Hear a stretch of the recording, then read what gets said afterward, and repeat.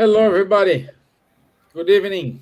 It's 7:15 here in Ireland, but it's still 3:15 in Brazil. So, good afternoon, Roberto. Hope you're okay. Good And afternoon. today, believe it or not, it's already almost 1 month since the last time Robert was with us. And here he comes for the third part with his hell and suffering spirits. So it's good to have you here, Roberto. Thank you, by the way, for the opportunity. Thank you for asking for this partnership. And let me check. People are still joining us. Pato Oliveira already with us. Yeah, and today we are broadcasting mainly from YouTube. Yes. Yeah, there I have this question here. Okay, okie dokie. So, first things first, and let's start with the initial prayer. Okay. So, let's raise up our thoughts. Let's make connection with our mentors of Ireland, mentors of FEESP. Ask the benefactors to enlighten ourselves, enlighten our speaker today, guide us throughout the difficulties, and use our intelligence in our favor without selfishness.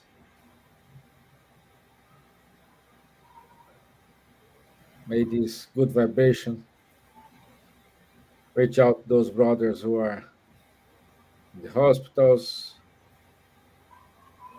on the streets without shelter.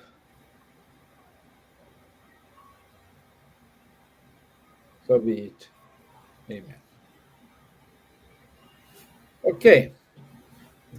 Okay. Let me share. For those, I forgot that. For those, Roberto Watanabe, for those here are here for the first time. Roberto Watanabe is the president of São Paulo State Spiritist Federation, and he joins us every month. And this year he will cover the book Heaven and Hell from Allan Kardec. So he is on his third presentation, and stay tuned because every month he's here with us, sharing his knowledge. Okay, okay, my friend. Let me pull your deck here. Okay, Okay. it is with you, my friend. Okay. Thank you, Stefan. Hello, everybody. I'm glad to be here with you again. And today we are going to talk about some chapters from the book Heaven and Hell. The issue today is not that very nice, right? Because we are going to talk about the hell, limbo, purgatory, and things like that.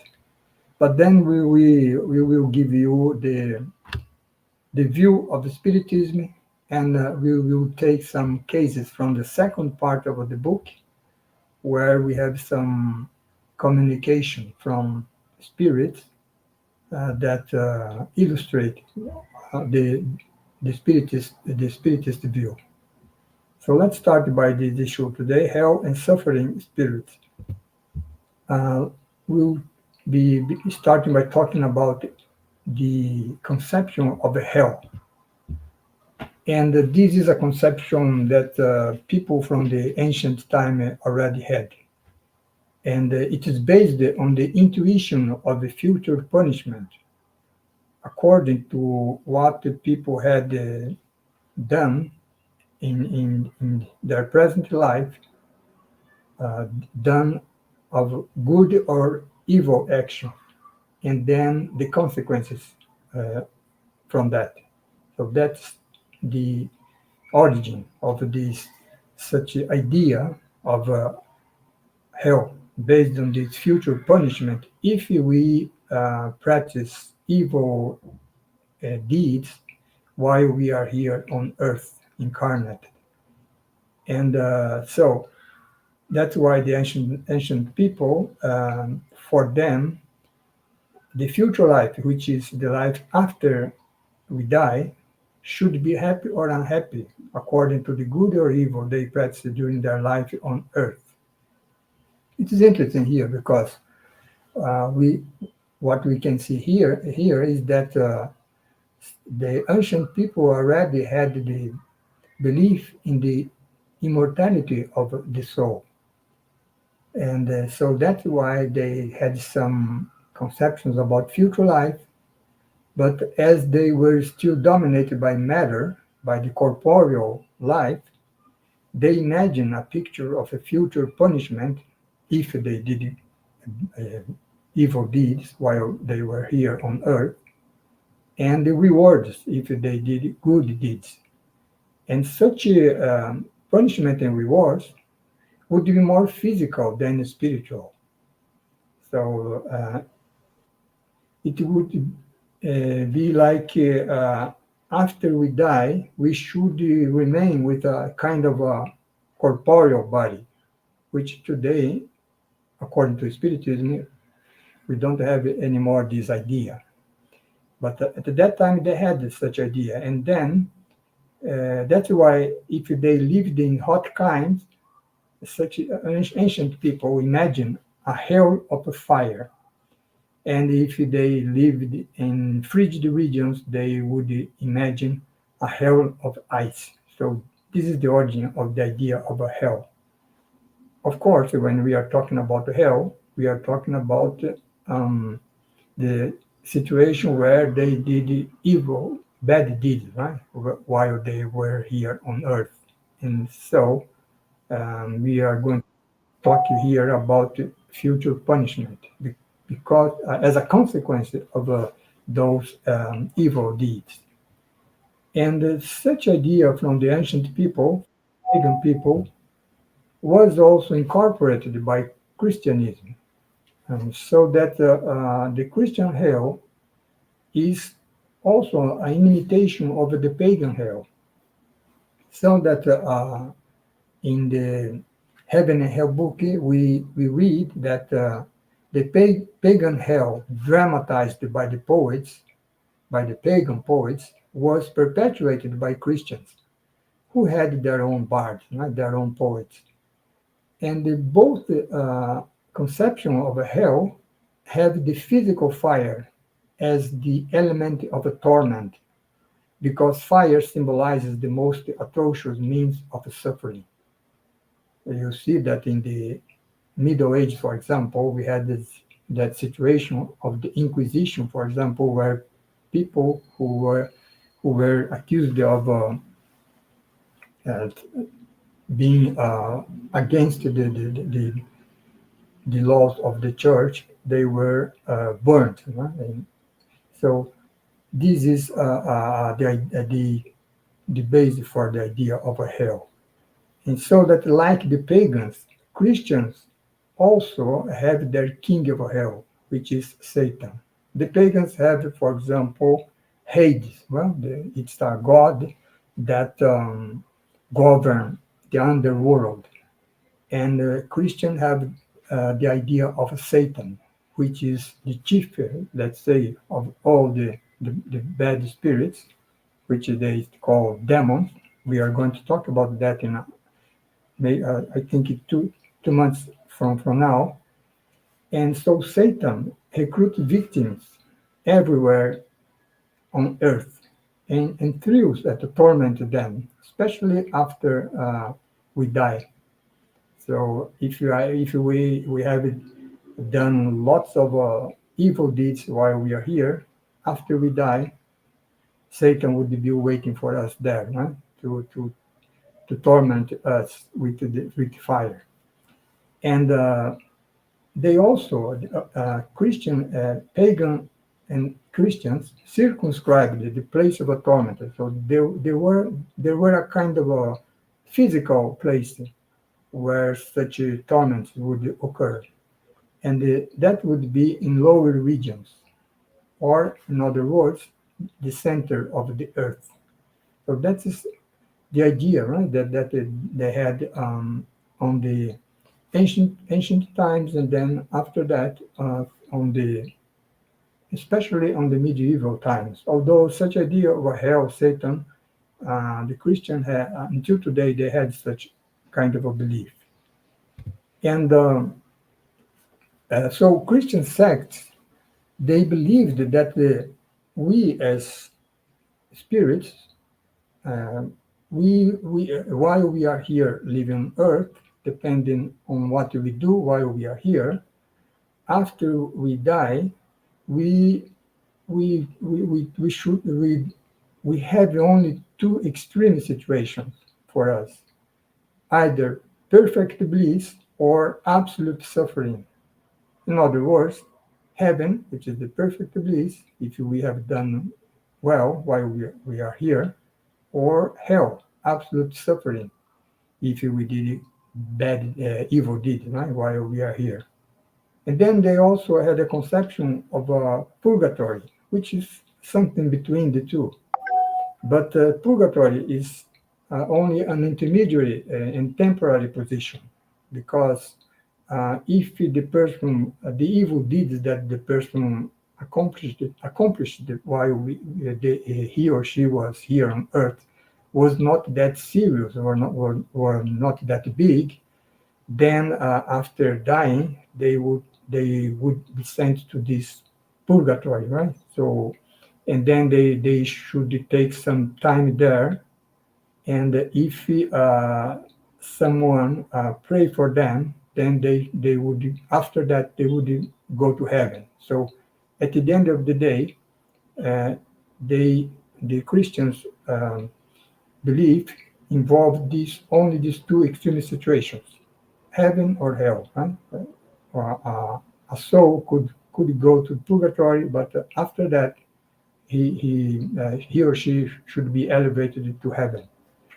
And so there could be no other hypothesis, right? Given the belief in the definitive fate of the soul after death, heaven or hell.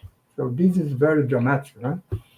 And currently, in the Christian, the Christians, and inside the church also, there are many individuals who no longer take such things literally, right? To be burnt eternally in hell, or to be in bliss, in eternal bliss in heaven, right? So uh, some individuals today, even inside the church, they see such ideas as simple allegories whose meanings require interpretation. But this is for some individuals, because generally the belief in the physical hell is still continuous as an article of faith. And then what is the view of Spiritism? So Spiritism sees the idea of a hell in the following way. Uh, if we imagine how great the suffering is of certain guilty spirits in the invisible world, it means that a person who had done lots of evil deeds while he was incarnate, after he dies and go to the invisible world, he would suffer, because he would realize how guilty he is because of such evil deeds. And after, in addition to that, and this situation should be very painful, because such a person would not foresee any end to his suffering. So it would be like such suffering would last for eternity. So that's the idea of the what the Spiritism sees as something close to such idea of the Christian or pagan hell, is when, because of the the lot of evil deeds that I have done while I was here. And when I go to the spiritual world, I realized the, the wrongs that I did, and then I suffer. And then such suffering appears to me that it will have no end. So that would be something uh, closer to such idea of hell. So this is the view of Spiritism. But Spiritism does not see any eternal suffering. Right? So that is the difference between Spiritism and the Christian and pagan conception of hell. So, uh, that's why we say that thanks to the spirits, we say the superior spirits from their teachings, we know that the length of expiation depends on the betterment of the wrongdoer. It means that even if I did lots of wrongs while I was here, and now I'm there on the spiritual world, suffering from the guilt that I feel because of that, even there on the spiritual world, I can try to better myself. And at the same pace that I better myself, such suffering will be reduced. So that's what the Spiritism says. So that's why we say that the Spiritism does not deny the idea of future punishment. So Spiritism um, agrees with that, right? Because it's what we call in Spiritism the law of cause and effect. What we do, the good that we do will have a good consequence. The evil that we do will have a bad consequence. So that from this second situation, we have such idea of a future punishment. But such future punishment is never eternal, right? It is never without end, right? It never lasts for the infinite of time. So Spiritism accepts the idea of future punishment, but what it abolishes is a localized hell. There is no place, like we saw last month, there is no place for heaven. Also, there is no place for hell. And with its furnaces and never-ending torture, right? The spirit is being burnt in, for eternity. So that's not acceptable for Spiritism.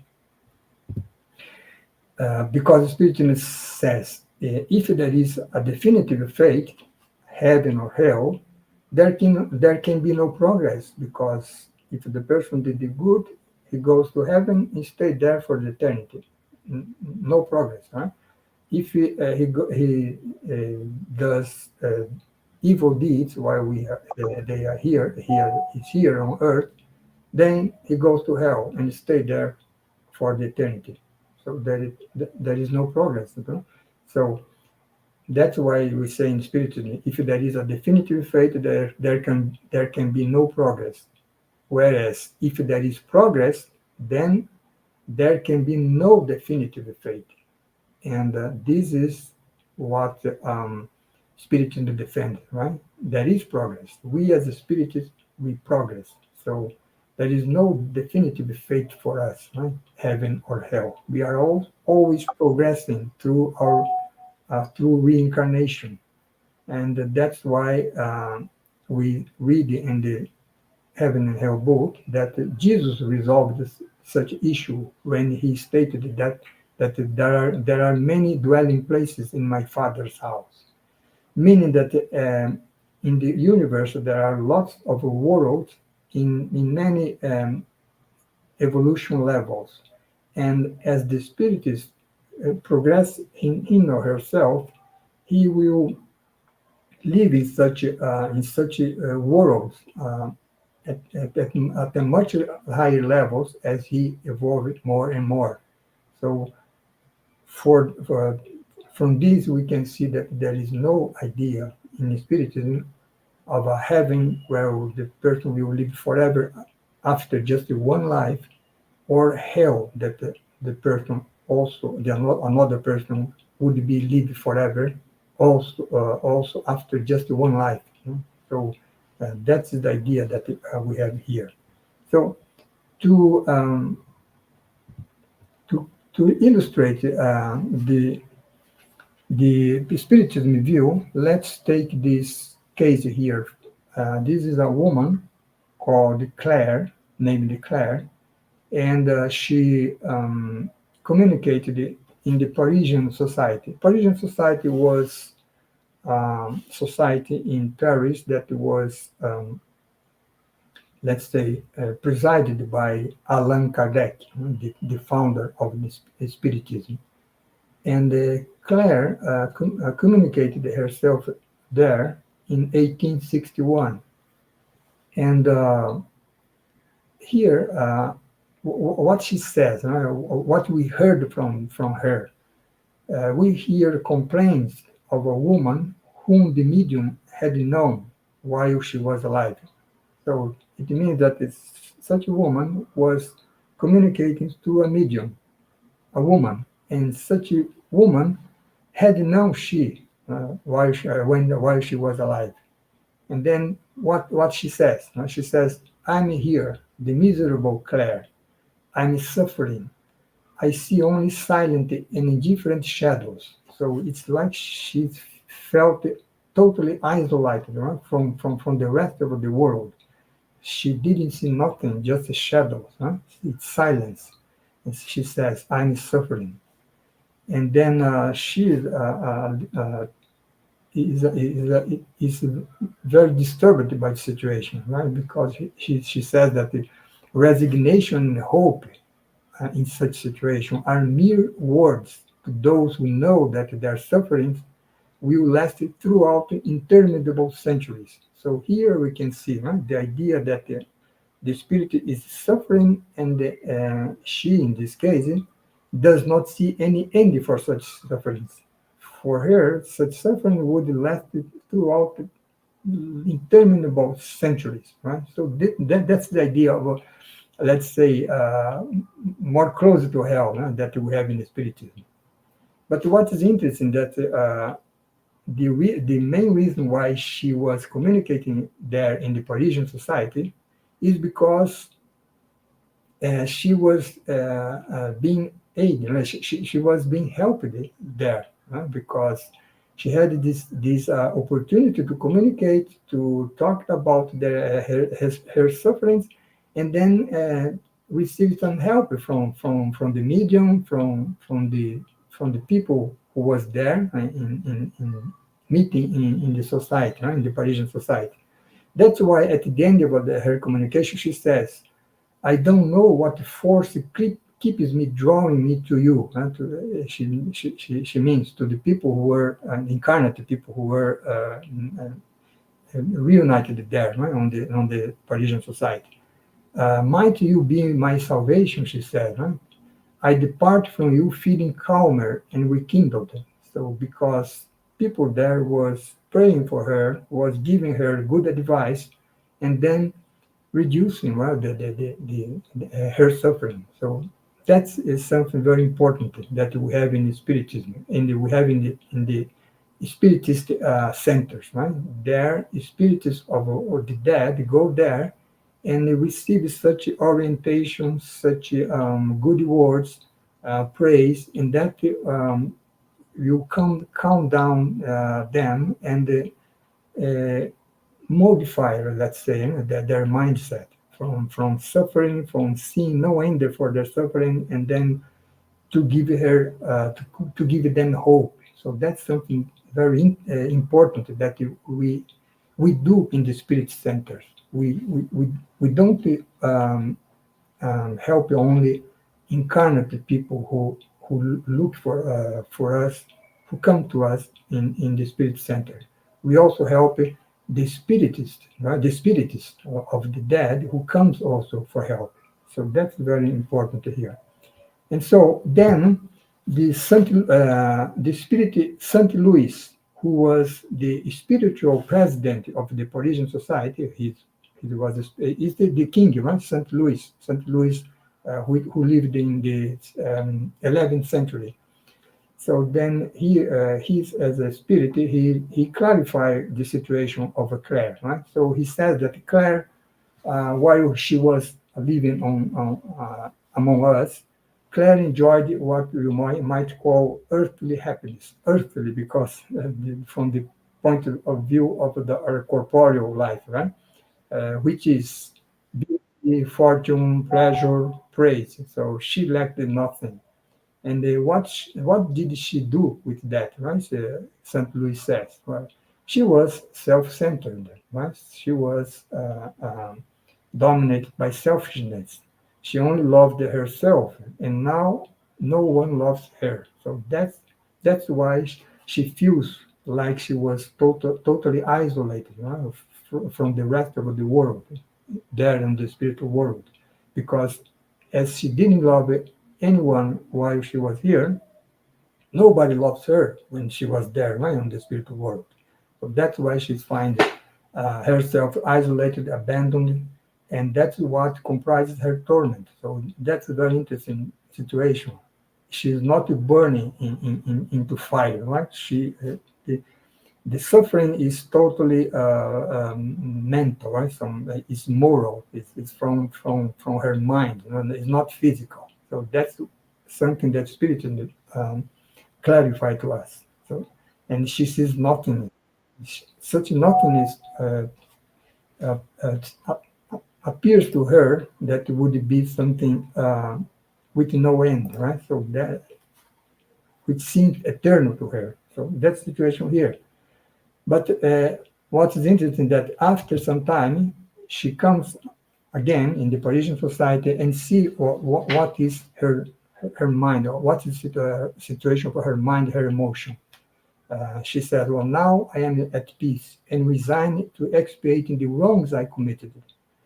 And she realized that evil is not outside her, but it is inside her. Huh?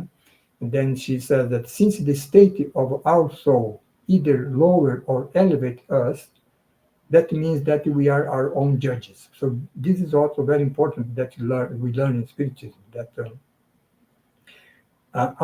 the judge of our good or bad deeds is not someone, right? Even God. The, the judge of our good or bad deeds is our conscience. That's what she realized, huh, and she's saying here.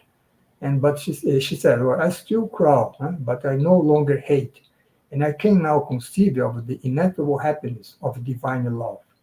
And then she asked for the people there, right, on the Parisian. So continue to pray for me, and as I hope and wait. So this is to have an idea. At the same time, what is this? Something closer to the idea of the pagan or Christian hell, which is from the Spiritist point of view is something very different, and see that everything goes to elevate us, right? To progress. So that is on the basis of the spiritist belief. Now let's talk now about such idea of limbo. So the church also admits a special position in certain cases. For example, children who die at a very young age. Well, um, they didn't have any opportunity to commit any evil, so that they cannot be condemned to eternal fire. But they didn't have any opportunity to do any good either. So they are not entitled to supreme bliss, right? So if they don't go to hell, don't go to heaven either. So they stay in what we call this limbo, right? So such an undefined situation in which, although they do not suffer because they didn't do any wrongs, from the other hand, they do not enjoy any blessedness. Right? So, and the same applies, which applies to children, also applies to primitive people who sin out of ignorance because they are driven by natural instincts. Right? They still don't have the morality developed in their minds. Right? So that is the something kind of a special case. So what Spiritist says of that, right? To understand that we are going to see a case of a boy who died in a very early age. So, and see what is the situation here. Which is Marcel, right? Marcel is this boy of about 9 years. He communicated in the Parisian Society in 1863, and he was seriously ill. The body was completely contorted, his body was covered with sores, and his suffering was atrocious. Atrocious. He was in a sanatorium, right? In provincial hospital. But he was also remarkably intelligent for his age. Uh, his sweetness, patience, and resignation were uplifting.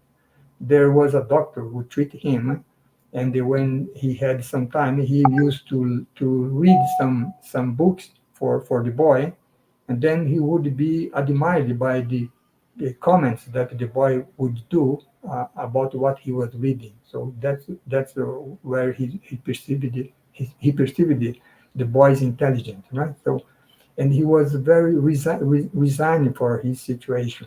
And upon dying, for at the same time about 9 years, that is dying as children, his last thoughts were about God and about the doctor, right? The good doctor that was taking care of him.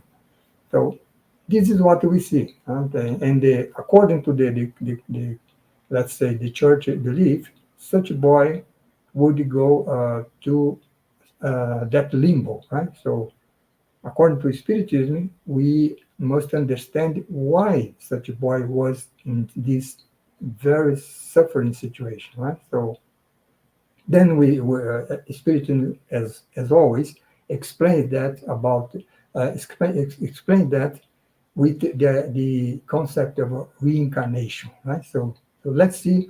So then what is important to know is who the boy was before such life, where he came as this very sick boy, right? So he was so that after some time he was evoked at the Parisian Society after he had already died, right? So his spirit was evoked at the Parisian Society, and then see what he says, right? The one who you knew as being so miserable, right? That the boy with the body only contorted, the body full of stars, suffering a lot, and so such a being had once been in a previous incarnation, had once been handsome, great, rich, and admired. And he says, I was vain and proud. I denied God and harmed my fellow beings. But then I cruelly expiated my wrongs thereafter. And he explained that the suffering he endured during his last incarnation as that boy, last and short existence as that boy, he bore for an entire lifetime and existing before that life as a boy. So it means that he was suffering for two incarnations after he was that guy, that handsome, great, rich, and admired guy, right? And also selfish guy, right? So, and he clarifies, he explained that he himself had asked for such sufferings in order to achieve his purification. So this is a completely different idea, right? That we have from our life, right? There is no limbo, right? At all. What we go through our life here on earth is a consequence of a past deeds, right? So that's what we can grasp here, right? From such a communication. Now let's talk about the purgatory, which is that situation right, where the spirit is not in hell, but is not in heaven. He goes to an intermediary position, which is purgatory, and after that he can go to heaven, not to hell, but to heaven, because his or her sins, let's say, was not that serious. Right? So the doctrine of purgatory was adopted by the church in the year 590, 1993, so 6th century. And then, from the spiritist point of view, it's a more rational dogma because it establishes less harsh penalties, right? So there is no hell, well, where the person will be burnt for the eternity, right? And this dogma allows for the redemption of less serious wrongs. So that's a situation here. And then, compared to human justice, it resembles temporary detention rather than a life sentence, right? Rather than a criminal, for example, rather than being sentenced for a lifetime in prison, he is sentenced also by temporary temporary period, right? So that is the idea of purgatory. And but souls in purgatory also burn, but in a less intense fire. So that's such idea, also such a almost a magical idea that is in this dogma. Right? And they cannot free themselves by improving themselves. So even if they improve themselves while they are there on the spiritual world, they are not to be freed from purgatory and goes to heaven. It is strictly necessary that someone, or let's say a relative who stayed here on earth, or some friend, or someone who loved him or her, is strictly necessary that someone pray for them. Then, after some time, they could be elevated to heaven. So that's the idea here of purgatory, right? So let's see what is the idea of spiritism. It's important to to say, right, that the spiritism does not have any belief regarding heaven, hell, purgatory, or limbo. Right? Spiritism, as we are seeing here, has his own concept, right, about future punishment or rewards, which, as we have seen, is never forever, right? Punishment or rewards. So the view of spiritism, even the Christian dogma, does not define allocation uh, to purgatory like they do to heaven and hell. And they also don't establish the nature of the penalties endured there on the purgatory. Huh? And what what does Spiritism do? Spiritism fill in this gap of establishing where is the location and what are the penalties by explaining the causes of the earthly miseries of life. And the Spiritism explained that, as we have already seen in the case before, that Spiritism explained that by through the reincarnation, right? The plurality of existences. So, and such miseries that we have, we go through on Earth while we are on Earth, as the case of that boy Marcel, result from the imperfection of the soul. So we are imperfect beings. We still are imperfect beings, and because we are imperfect, we do wrong, right? We do evil deeds. We do good deeds also, right? But we do by our imperfection, we tend to do more evil than good deeds, right? So, and then we have the consequence of that. So that's why Spiritism explain that people expiate on earth, and not only their current wrongs, because I may accomplish wrongs in this incarnation, and then I may have the consequence also on this incarnation. But I may have accomplished some wrongs on my previous incarnation, and the consequences I did not suffer there. I'm going to suffer now, right? So that's why Spiritism says that people expiate not only their current wrongs, but also previous ones that they could not expiate at the time on that previous life, right? So Consequently, where is purgatory? Purgatory is found, Spiritism says, on worlds of expiation. And our earth is a world of expiation, as we learn on Spiritism. So, purgatory is, at the end of the day, purgatory is earth. Well, we that you are incarnate in this world, we are in a world of expiation, meaning that we are expiating the wrongs that either we did it on this life or on a life before. And so, and spiritual in this case, located where is purgatory? It's here on earth. And the nature of the penalties endured by us while we are here, well, depending on the size of the wrongs, right? Let's say that we did, right, in the past. So that's what Spiritism says. So, and but the main point is not to expiating here on earth the wrongs that I have done, even in this current life or in some previous life. The main thing in Spiritism is that in each lifetime, we as spirits, we have an opportunity is presented to us to enable us to take a step forward.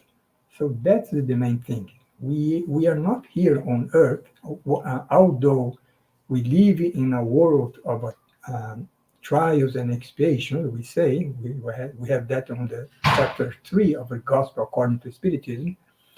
We are not here to suffer.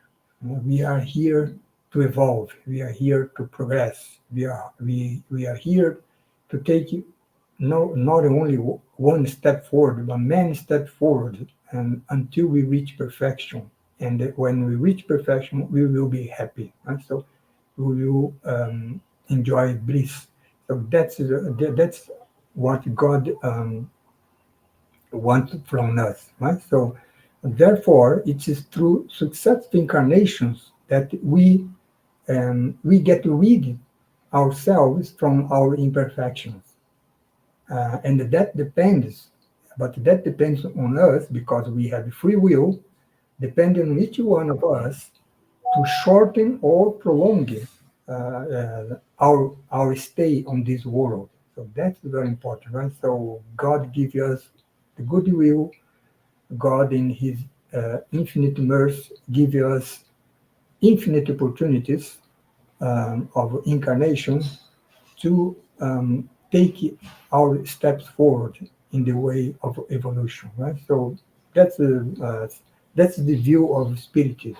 Spiritism gets get away from such idea of eternal suffering or eternal bliss with no much merit, right? So Spiritism view the life of the spiritist as a continuous progress, right? Uh, into the perfection. And then let's see this case here, which is a case of an average spirit, right? This is not a suffering spirit, but it's not a happy spirit either. It's someone who is in the middle. That's why I put this example here, which is something closer to idea of a purgatory, right? Someone who didn't, if he did wrongs, was not that serious wrong, right? And someone that tried at least to be a good person while he was here. So this is Joseph Bray, and he communicated himself on Bordeaux, a city from France, in 1862. Actually, he had died in 18. He had passed away in 1840, and he was evoked in the city of Bordeaux in France by his granddaughter, 22 years after, right? So after his death, which was in 1862. And what did he say to his daughter, right? His granddaughter. He says, I'm suffering, but not like you might think. So it's not that big suffering, right? So what I regret is not having taken better advantage of my time while on earth, right? While I was incarnate. And uh, the granddaughter asked him, "Well, but you always was an honest man. Why you are regretting something?" Right? So she asked him, and then he says to her, right? Well, um, the question is that what is an honest man from the point of view of you in humanity is very different. Is very different from what is honesty, an honest man before God. So that's what he realized, right? What after he had died, and then he explained, right, that men are regarded honest when they respect the laws of their country and do not harm their neighbor. Do not harm explicitly, right? But they often unscrupulously rob their honor and their happiness as long as the penal code or public opinion cannot reach them. Reach them. So what he's saying here that we have the appearance of a good person because I respected laws, I treated everybody well. But let's say in the shadows, and I can, for example, um, uh, take the honor, right? So that it's say something bad, right, about someone, and then I can the expression that he uses here, I can rob his or her honor and their happiness, right? Because by doing that, and no law, no human law will catch me on that, right? Nobody will know about that because I do that on the shadows, like I said, right? So and but God sees everything. So that's what he's saying here. You know? It's like that famous expression, right, from the wife of Caesar, right, which says that uh, well, although in this case it's the contrary, it is not enough for the wife of Caesar to be honest, right? She must appear to be honest. Right? In this case, it's the contrary, right? So we should say that it's not enough for us to appear to be honest. We must be honest. Huh? So we shouldn't do anything that would go through this idea of honesty. Huh? And then he explained what is honesty before God. Right? So and then he says, honesty in God's sight is a man who dedicates himself to a life of goodness every all the time, right? And to the progress of his fellow man. He must carefully avoid as the words you see here to rob the honor of someone. We can do that by uh, expressing such as the words, right, regarding the person, which destroys reputations and often ruins upright men. So we must avoid that. Nobody would see if we do that, but no, doesn't matter, right? But we shouldn't, according to in the God's sight. Um, an honest man in God's sight must always have a heart closed to pride, envy, or ambition. He must be patient and benevolent toward those who attack him. We can remember here about the good man that we see on the Gospel according to Spiritism, chapter 17. And then he said, right, this man, well, then did I do all that? Huh? Did I do all that he just said here? He says, no, I must confess here with you and in front of his granddaughter. I must confess here without blushing, without shame, that I often failed at many of those conditions. So that's why I'm suffering here. It's not big suffering, but it's more a suffering, a moral, right, from the conscience that he he did not he didn't do what he should do to be an honest man, not only before humanity's side, but um, in front of God's side. So that's what he's saying here. And so with this, we have an idea of what is this intermediary situation, right? So something close to the idea of a purgatory. Of course, this guy, for example, this Joseph Bre, we can clearly imagine that in the next incarnation he came, and he for sure he already came, he already incarnated, right? Because we are almost 2 centuries before us, right? So in his next incarnation, everything that he's saying here, he acting on that way, right? He was aware of that importance of being honest in front of God's side and not only from man's side, human's side, and he mostly probably had his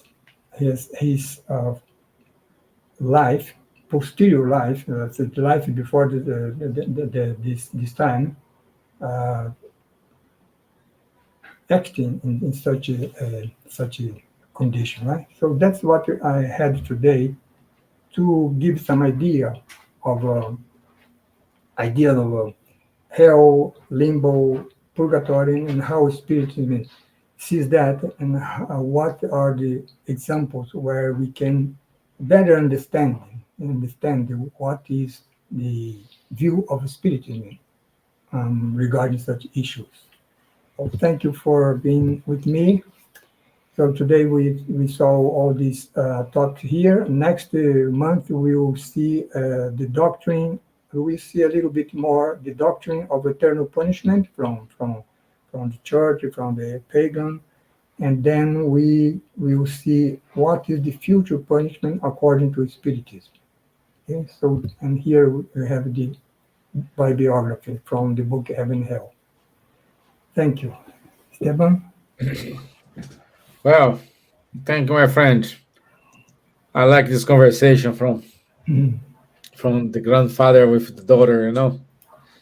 Yeah, very interesting. It's a very good one to understand. Like, And what is important also, um, Stephen, that he is reflecting about himself, right, and the moral point of view, but at the same time, actually, he's teaching her the granddaughter, and that's very exactly. important too. Yes, yes, And the teaching yes. us also.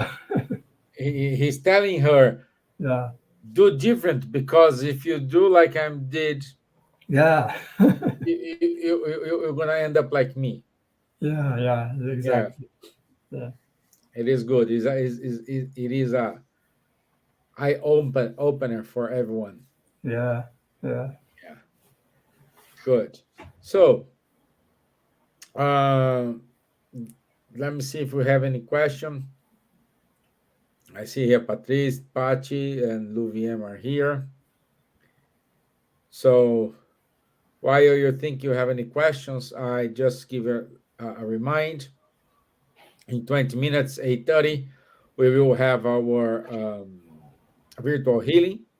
So just stay tuned on our YouTube page, and you'll be able to see the broadcasting. There is no link. You see the broadcasting at 8:30.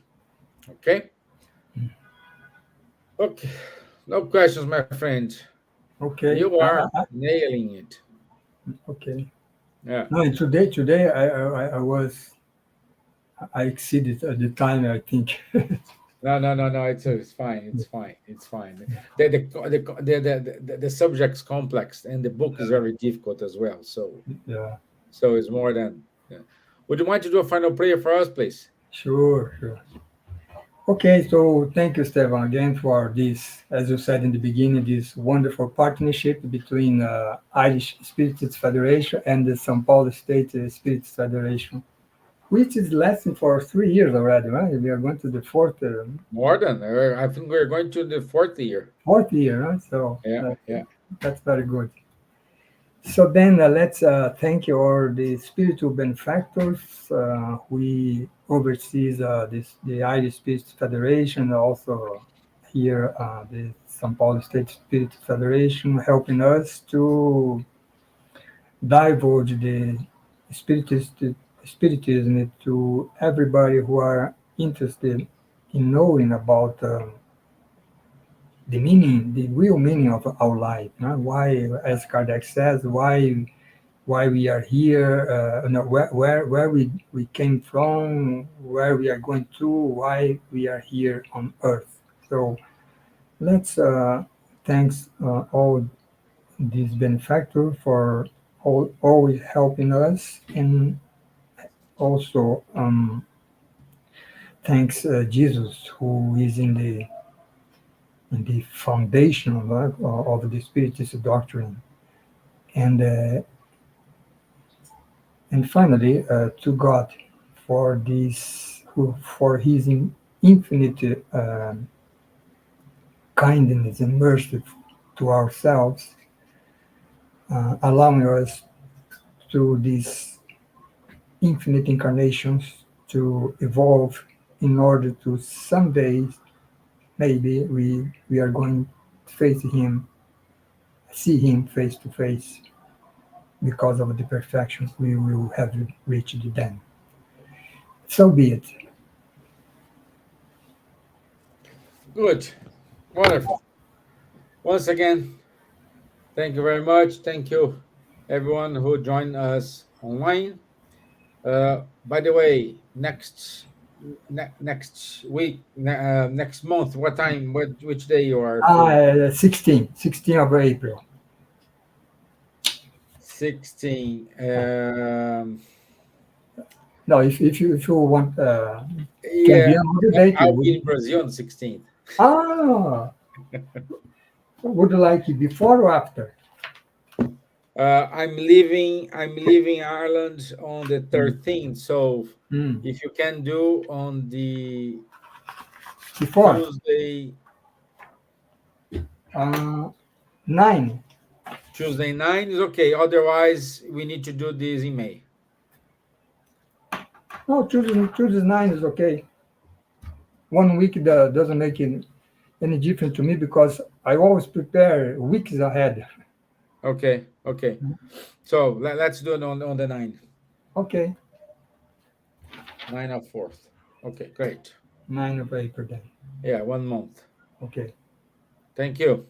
Thank you, Stefan. Thank you, everybody. Bye bye, everybody. Bye.